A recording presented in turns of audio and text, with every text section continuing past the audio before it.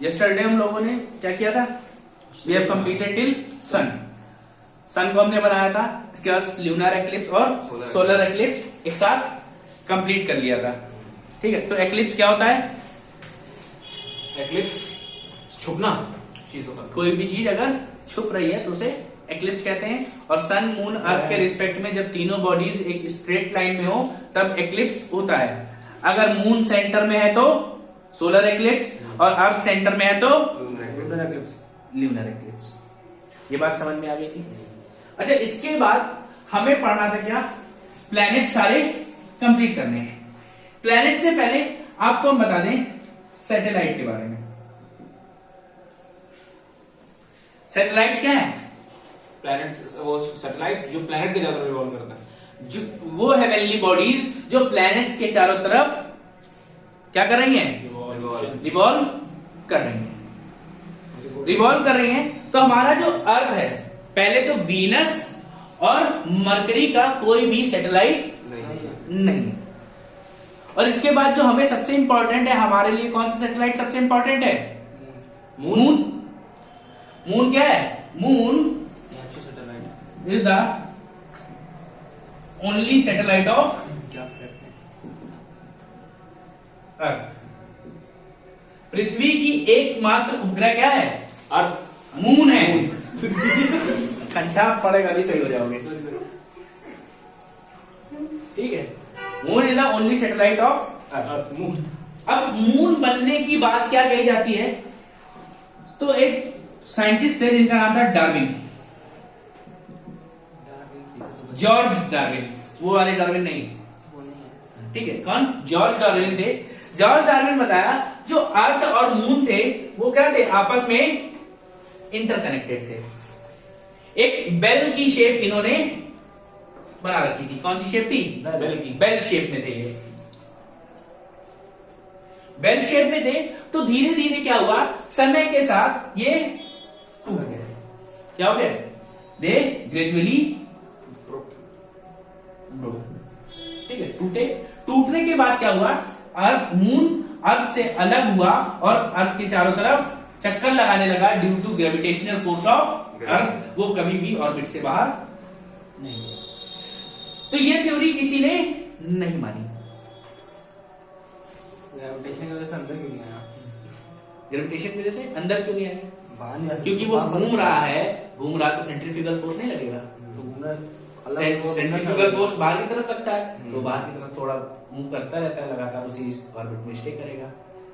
ठीक, लेकिन ये बात किसी को समझ नहीं आ रही थी, तो इस बात को कर दिया गया खारिज।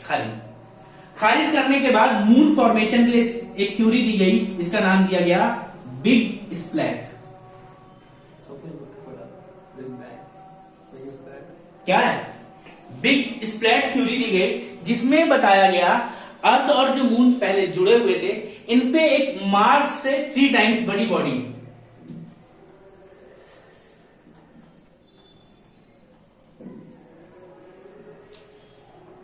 मंगल ग्रह से 3 गुना बॉडी जो बड़ी थी वो आके क्या होगी? इससे कोलाइड हो गई, यानी टकरा गई। टकराने के कारण ये हिस्सा टूट के अलग हो गया। मतलब मून अर्थ से अलग हो गया। ठीक, मून अर्थ से अलग हुआ और क्या? मून का फॉर्मेशन हो गया।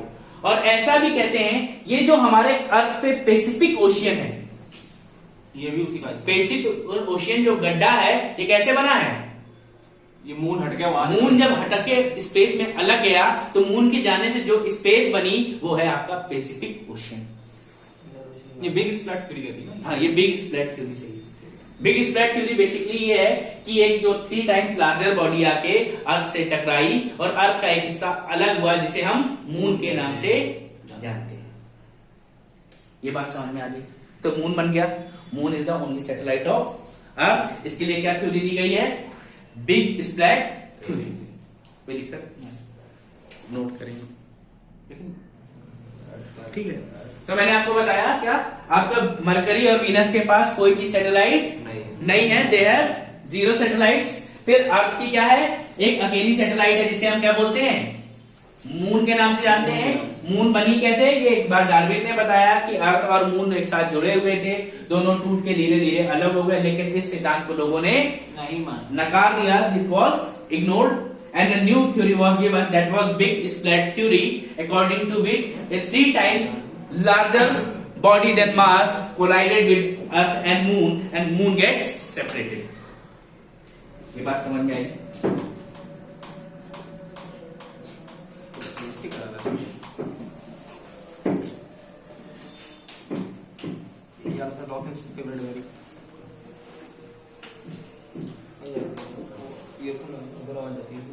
तो आपको सैटेलाइट्स लिखने हैं मरकरी के 0, वीनस के 0, देन अर्थ 1 कौन, मून, देन मार्स के 2, मार्स में 2 है, एक है डीमोस, एक है फेबोस।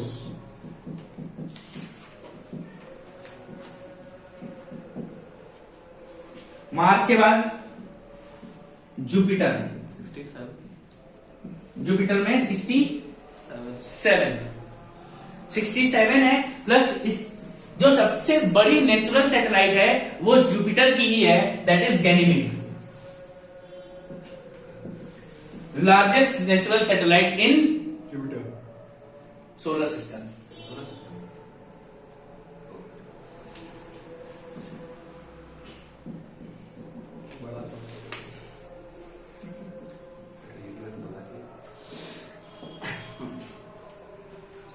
देन इसके बाद सैटर्न में कितनी है, 78।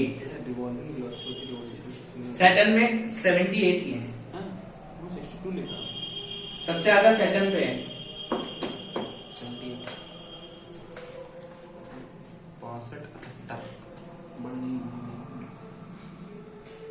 65 ठीक है, और सैटर्न की एक बहुत फेमस सैटेलाइट है जिसका नाम क्या है, टाइटन।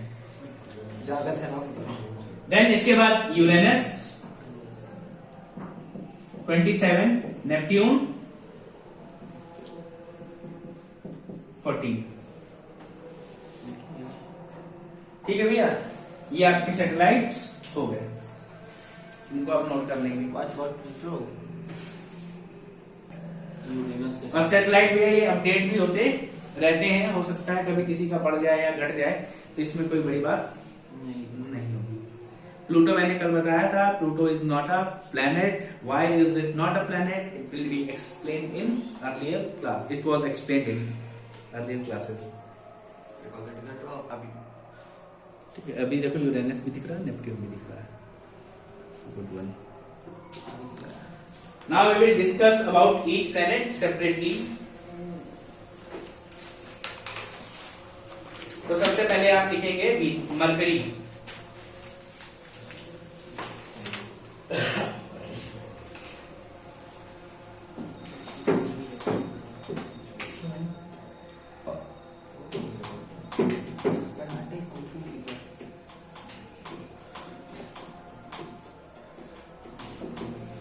अरे जितने भी प्लैनेट्स हैं किसके सैटेलाइट हैं?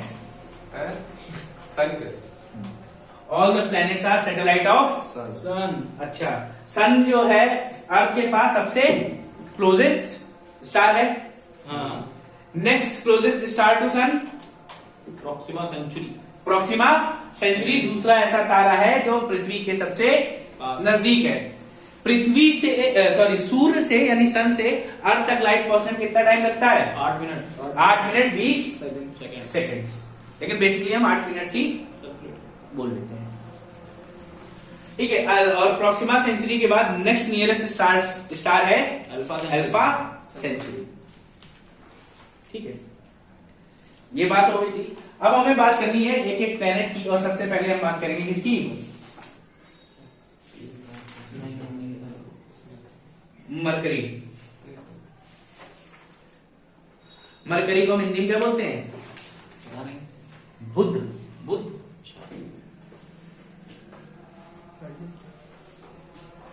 ठीक है, ठीक है। तो Mercury it is closest to sun, सूर्य के सबसे नजदीक है। कोई दिक्कत? अब ये सूर्य के चारों तरफ क्या करता है, घूम रहा है, और it's completes it's one revolution in 88 days.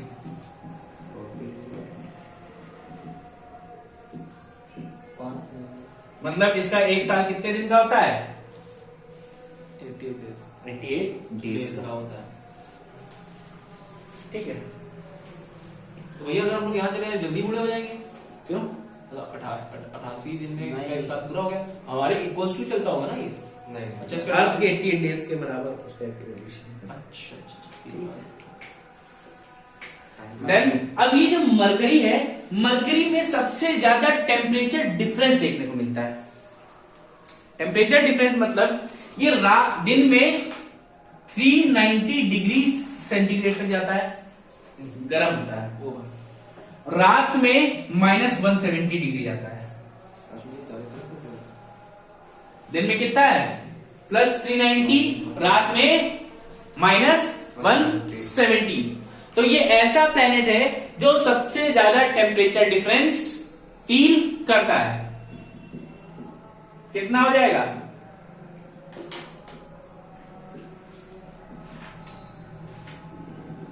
कितना टेम्परेचर डिफरेंस बताओ भैया, क्या भैया? Temperature difference 460, 220। 460।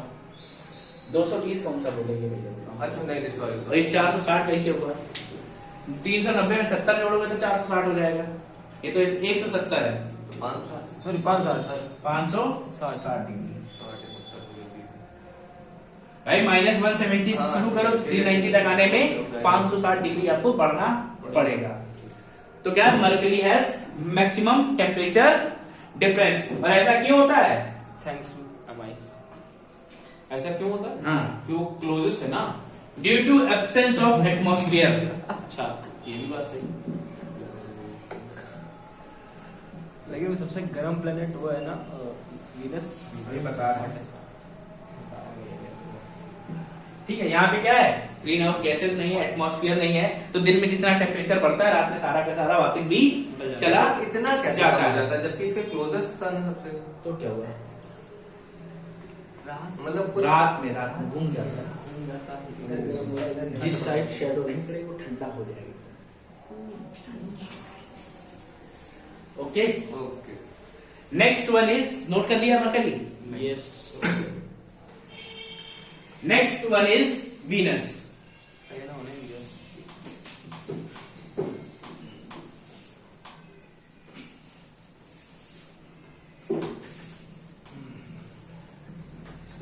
टाइम फिक्स मतलब कोई भी उठा लो वो रुक जाएगी, आप चल जाओगे।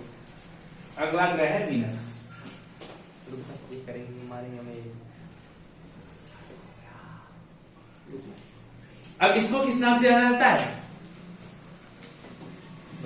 मंगाई बृहस्पति नहीं प्रार्थना ये शुक्र है, शुक्र है बृहस्पति बनाए दे रहे। ट्विन सिस्टर इस नाम से। Twin sister of earth. एक है पृथ्वी की जुड़वा बहन है, मौसी बिटिया। ठीक है। और क्या है, planet closest to earth. Earth के सबसे नजदीक प्लेनेट कौन सा है, वीनस है।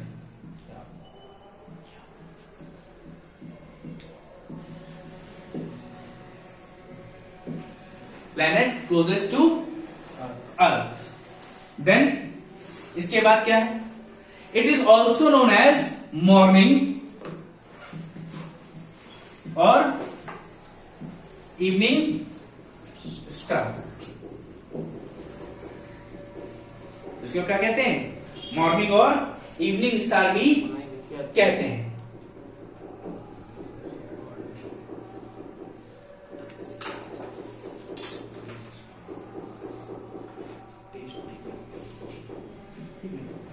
वीनस में लेकिन एक गड़बड़ी है, क्या है? वीनस का जो 1 डे होता है वो अर्थ के 243 डेज के बराबर होता है, यहाँ रहने लग गया। और 1 ईयर जो होता है 224 डेज के बराबर होता है। ये तो बदतमीजी हुई, ये समझ में आया। इसका ईयर जो होता है क्या, तो 224 दिन भैया कुछ तो गलत लिखा भैया। कुछ गलत नहीं लिखा है, आप मुझे हम बता रहे ना। देखो क्या होगा, कर दिया नहीं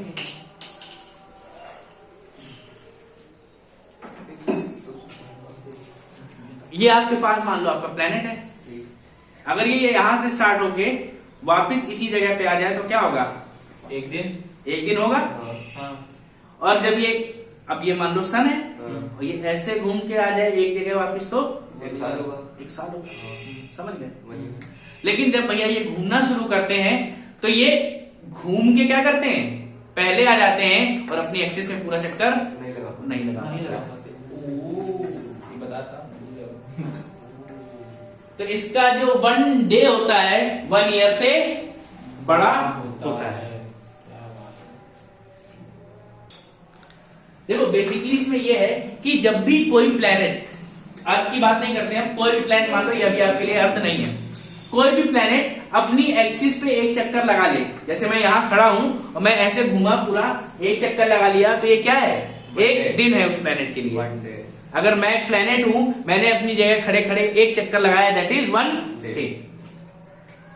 फिर मैंने मान लिया कि ये सन है और मैं इसके चारों तरफ घूम के आया, ये क्या है, 1 ईयर। 1 ईयर है। सभी प्लैनेट्स के लिए कंडीशन सेम होती है, लेकिन हम इसको जो कंपेयर करते हैं विद रिस्पेक्ट टू अर्थ करते हैं वो हमें इजिली समझ में आ जाएगा।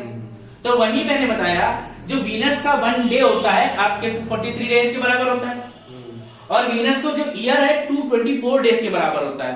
मतलब ये अपनी एक्सिस पे घूमने से पहले, वापिस आने से पहले एक चक्कर पूरा कर लेता है सन के चारों ओर। सन के चारों पहले घूम लेता है। और राइट, वीनस हमने की क्या बात किया, करी है। हाँ वीनस की ही बात कर रहे हैं, ठीक है।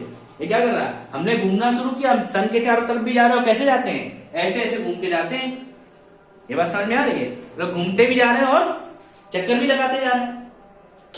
तो जब मैंने घूमना शुरू किया तो ऐसे बड़े धीमे धीमे धीमे जा रहे हैं और चलते भी जा रहे हैं, तो हम पूरा घूम नहीं पाए और क्या हो गया, हमारा एक साल पूरा हो गया। अपनी जगह वापस आ गए, गोला काट समझ के। गया। समझ गया, अब ऐसा पढ़ लो जरा। अब आया समझ में, ठीक है। और भैया अब ये जो वीनस है ये हमारे सोलर सिस्टम का सबसे हॉटेस्ट प्लेनेट है।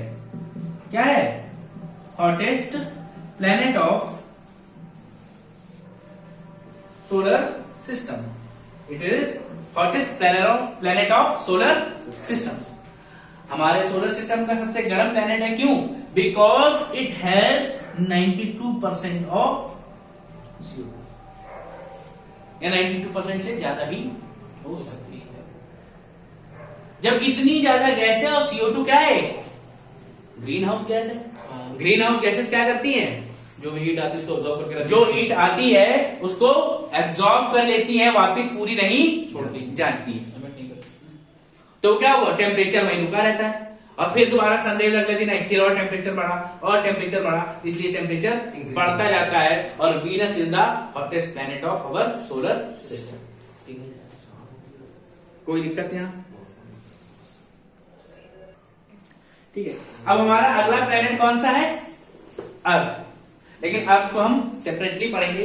अर्थ स्टार्ट होने के बाद हमें रुकना नहीं पड़ेगा, एक बार अर्थ स्टार्ट हो गई तो स्टार्ट हो जाएगी। इसके 2 महीने चलेंगे। तो इस अर्थ को कर देंगे स्किप। अब हम पहुंचेंगे कहां, मंगल पे यानी मार्स।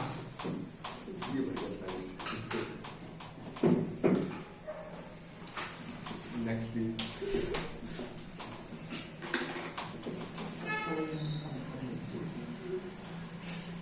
अरे मजा आएगा,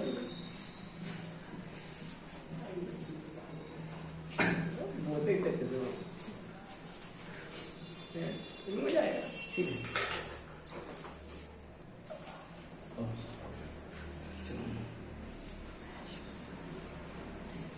मार्स, मार्स की बात करें, मंगल, मंगल क्या है, ये क्या है, सिमिलर टू अर्थ। सबसे ज्यादा अगर सिमिलरिटी देखी जाए तो मंगल और अर्थ में ही है।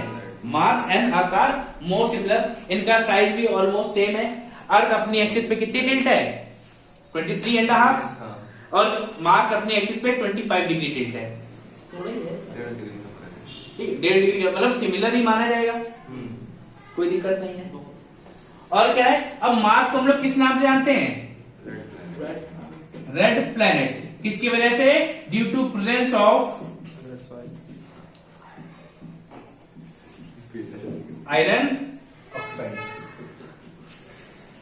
क्या है, मार्क पे सबसे ज्यादा आयरन ऑक्साइड है, इसकी वजह से उस प्लैनेट का कलर रेड है। भाई आयरन ऑक्साइड आपके सरिया में होता है, जैसे ही क्या होता है तो उसमें जंग लग जाती है। ठीक है,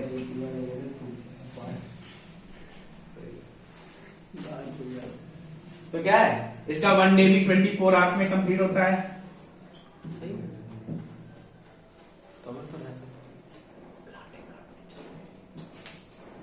ठीक है, tilted 25 degree on its axis, अपने एक्सिस पे कितना झुका हुआ है, 25 डिग्री का झुकाव लिए हुए खड़ा है। देन इसके बाद हमें पढ़ना है क्या, जुपिटर। जुपिटर यानी बृहस्पति। तो ये क्या है भैया, सबसे बड़ी चीज, लार्जेस्ट प्लेनेट। मैंने बताया ना सबसे बड़ी चीज है, yes, largest planet of solar system. Solar system में क्या है, सबसे बड़ा प्लेनेट यही है।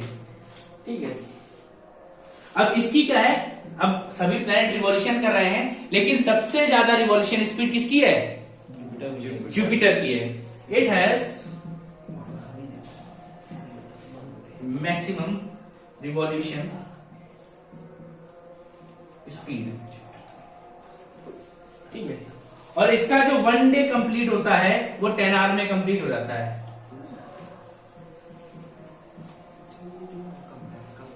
इसका जो एक दिन है वो 10 घंटे में कंप्लीट हो जाता है। Note it down, note it down. Then इसके बाद हम करेंगे सैटर्न यानी Shani.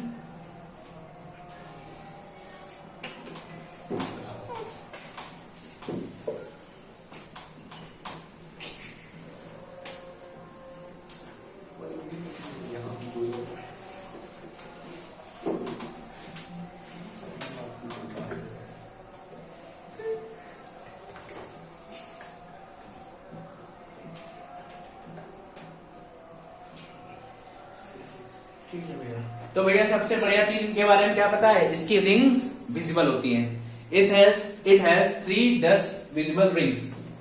It has 3 visible rings of dust and gases.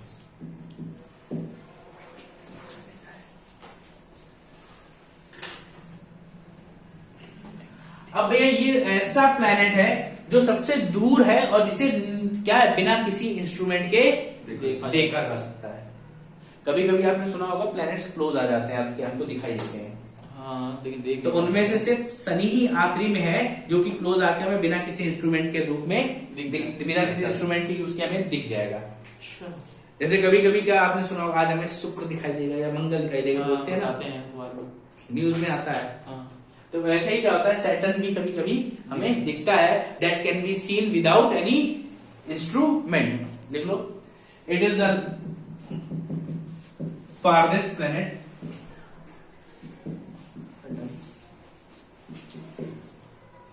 That can be seen without any instrument. Then Saturn के बाद हम लिखेंगे Uranus.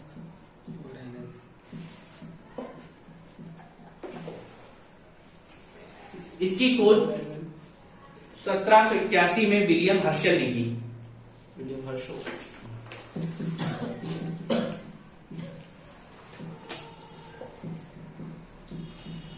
discovered by William Herschel in 1781। ठीक है, और भी है क्या है, अच्छा सभी बाकी के प्लैनेट्स क्या है, थोड़ा थोड़ा झुके अपनी एक्सिस पे, कोई 21 डिग्री, कोई 25 डिग्री, कोई 30 डिग्री, ऐसे झुके हैं प्लैनेट्स। हमारी भाई सैटर्न नहीं देख रहा था जुपिटर। ठीक है, जी सभी प्लैनेट्स थोड़ा थोड़ा अपने एक्सिस पे झुके हैं। हाँ ये भाई साहब लेटे हुए हैं। प्लैनेट ही दिख गया। मतलब क्या समझ रहे हो? अगर आपको जनरली कोई प्लैनेट दिखेगा तो ऐसे दिखता है हाँ या ऐसे दिख रहा होगा, लेकिन ये जो भाई साहब हैं ये ऐसे हैं। अच्छा इट इज लाइन प्लैनेट, मतलब इसके पास 90 डिग्री का टिल्ट है, 92 पॉइंट समथिंग का है। ठीक है, एग्जैक्टली इसको सीधा दिख रहा हूँ, ऐसे नहीं। It is line planet. हाँ ठीक है, तो क्या है? यूरेनस इज लाइन प्लैनेट, ये लेटा हुआ ग्रह है।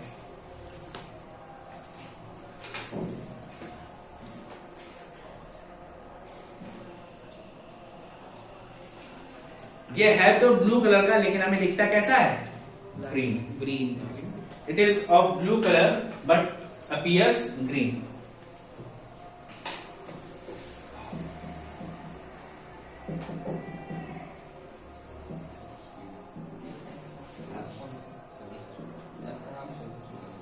यह है क्या? ब्लू कलर का है but appears green.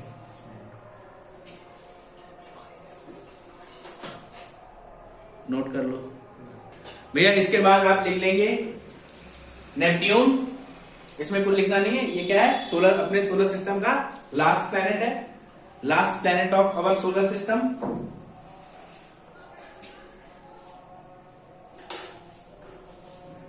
Discovered in 1846, 1846 में जॉन गैले ने इस डिस्कवरी की है। डिस्कवर्ड बाय जॉन गैले इन 1846।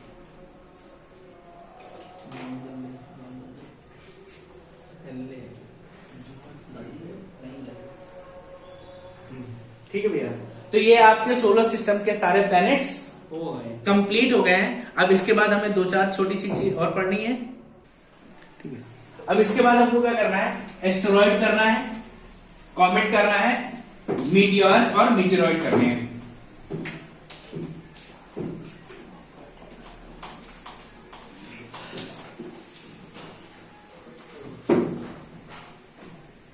बेचारी का भाई से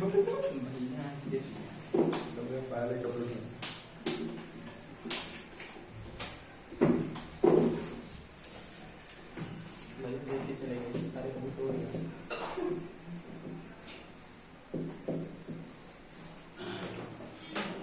तो एस्टेरॉइड शायद मैंने आपको बताया था, आपके मार्स और जुपिटर के बीच में क्या है? एक एस्टेरॉइड बेल्ट है।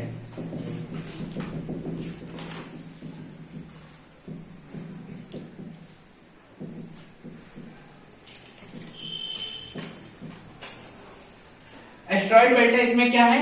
बहुत सारे छोटे छोटे हेवनली बॉडीज हैं। ये क्या है? These are like satellites. अब ये कैसे बने? कुछ लोगों का कहना है कि ये जो जुपिटर है, जुपिटर का क्या है? अपना ग्रेविटेशनल फोर्स है, जिसने क्या किया? मार्स के ऊपर जब अपना ग्रेविटेशनल फोर्स लगाया तो मार्स से कुछ टुकड़े टूट के यहाँ हवा में आ गए और वो लगातार हवा में करते रहे। या कुछ लोगों की हाइपोथेसिस ऐसी है कि ये वो पार्टिकल्स हैं जो कंप्लीटली प्लेनेट नहीं बन पाए। नहीं बन पाए, तो उनको हमने क्या बोल दिया है? एस्ट्रॉइड एस्टेरॉइड बोल दिया है। वो भी अपनी ऑर्बिट में घूमते हैं। घूमते रहते हैं, कोई दिक्कत नहीं होती है। लेकिन कभी कभी क्या होता है? ये अपना पाथ भटक जाते हैं। अपना पाथ भटकने के बाद पृथ्वी की तरफ दौड़ने लगते हैं बहुत तेजी से। अगर ये अर्थ की तरफ गिर जाए तो इनका साइज 800 किलोमीटर से बड़ा भी हो सकता है। भाई 800 किलोमीटर का मैंने आपको सीरियस बताया था, हाँ, डायमीटर। डायमीटर। अगर इतनी बड़ी चीज अगर अर्थ में गिर जाए तो क्या होगा? स्वाहा। लिविंग सम ह्यूमंस को बहुत बड़ा नुकसान हो सकता है। अब जब भी ये क्या होते हैं, जैसे ही हमारे एटमॉस्फेयर में एंटर करते हैं, एटमॉस्फेयर में एंटर करने के बाद बहुत तेज ग्लो भी करते हैं। क्यों करते हैं? Due to air resistance. और ये भी बताते हैं कि ऐसे ही गड्ढों की वजह से, ऐसे ही हम लोग जब ऊपर से एस्टेरॉइड गिरे हैं, हमने नहीं कहेंगे उनको, कि एस्टेरॉइड गिरने की वजह से अर्थ में जो गड्ढे बने इन्हीं की वजह से बने। लेकिन समय के साथ वो भर गए। इनमें से एक सबसे अच्छा एग्जांपल है, आपको याद होगा, लोनार लेक। लोनार लेक महाराष्ट्र में है। वो एक एस्टेरॉइड के गिरने से ही बनी है। उसका नाम ल्यूनार रख दिया। लोनार, लोनार। अच्छा, लोनार। कहाँ पे? महाराष्ट्र की लोनार लेक एक एस्टेरॉइड के गिरने से ही बनी है। कोई दिक्कत है? नहीं। ठीक है, देखो, ठीक है। तो एस्टेरॉइड बता दिए। एस्टेरॉइड्स के कारण ही बताते हैं लगभग आज से 65,000 वर्ष पहले क्या रहा होगा, हमारे यहाँ डायनासोर्स रहते और ऐसे ही कोई एस्टेरॉइड आके अर्थ पे गिरा और सारे डायनासोर्स निपट अभी गए। भैया एमपी में 250 से ज्यादा अंडे मिले हैं अभी वो तो फाइनल जब हो जाएगा तब बात कीजिए डायनासोर्स की। तो वो है ठीक।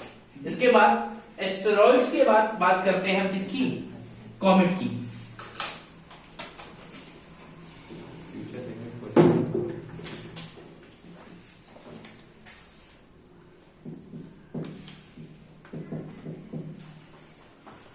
कॉमेट, कॉमेट मतलब धूमकेतु।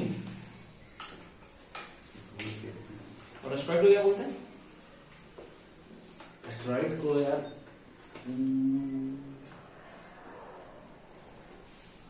एग्जैक्ट हिंदी में याद नहीं है।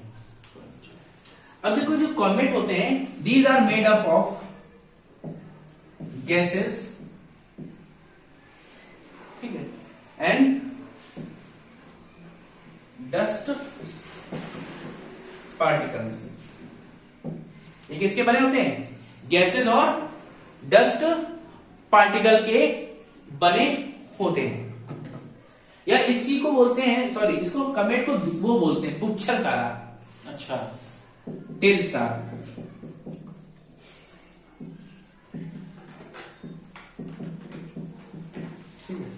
These are made up of dust and gases, वो भी उन गैसेस और डस्ट के जिनसे हमारे प्लैनेट्स बने हुए हैं। Those gases from which our planets are formed. तो जनरली ये भी अपने सोलर सिस्टम में घूमते रहते हैं, लेकिन कभी कभी ये होता है, ये क्या करते हैं, ये चले जाते हैं, दे मूव टुवर्ड्स सन।